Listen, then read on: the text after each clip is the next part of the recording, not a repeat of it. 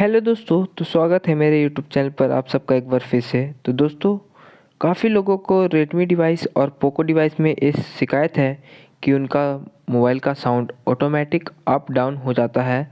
मतलब कभी ज़्यादा तो कभी कम हो जाता है। तो इस वीडियो में हम उसी के बारे में बात करने वाले हैं और इसे कैसे ठीक करें, मैं इसके बारे में आपको बताने वाला हूं। तो वीडियो को एंड तक ज़रूर देखिएगा, आपका प्रॉब्लम का सलूशन लगभग हो जाएगा। ठीक है। तो दोस्तों देखिए, ये है मेरा रेडमी का डिवाइस। तो सबसे पहले आपको फ़ोन के सेटिंग में जाके, साउंड सेटिंग में जाके आपको सारा कुछ चेक कर लेना है। देखिए, साउंड असिस्टेंट में ये दोनों सेटिंग बंद होना बहुत ज़रूरी है, क्योंकि इसी से साउंड एडजस्ट हो जाता है।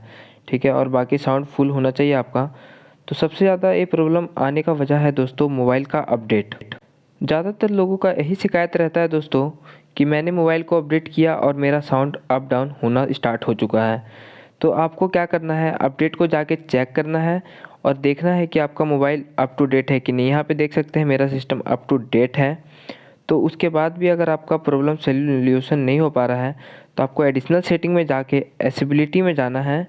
वहाँ पे आप देख सकते हैं जनरल विजन और हेयरिंग है। तो आपको हेयरिंग में जाके इसको बैलेंस पे करना है, ना लेफ़्ट होना चाहिए ना राइट होना चाहिए। आपका जो है अगर लेफ़्ट में रहेगा तो भी प्रॉब्लम होगा और राइट में होगा तो भी प्रॉब्लम होगा। मोबाइल को राइट कीजिएगा तो ज़्यादा साउंड आएगा, लेफ़्ट कीजिएगा तो कम साउंड आएगा, ऐसा कुछ होता है इसमें। तो आपको इसे बैलेंस पे कर देना है। दोस्तों, इन सब चीज़ों के बाद भी अगर आपका साउंड का सलूशन नहीं हो पाएगा तो आप मोबाइल का अपडेट आने का वेट कीजिए। और अगर सलूशन हो गया तो मेरे वीडियो को लाइक और चैनल को सब्सक्राइब जरूर कीजिए।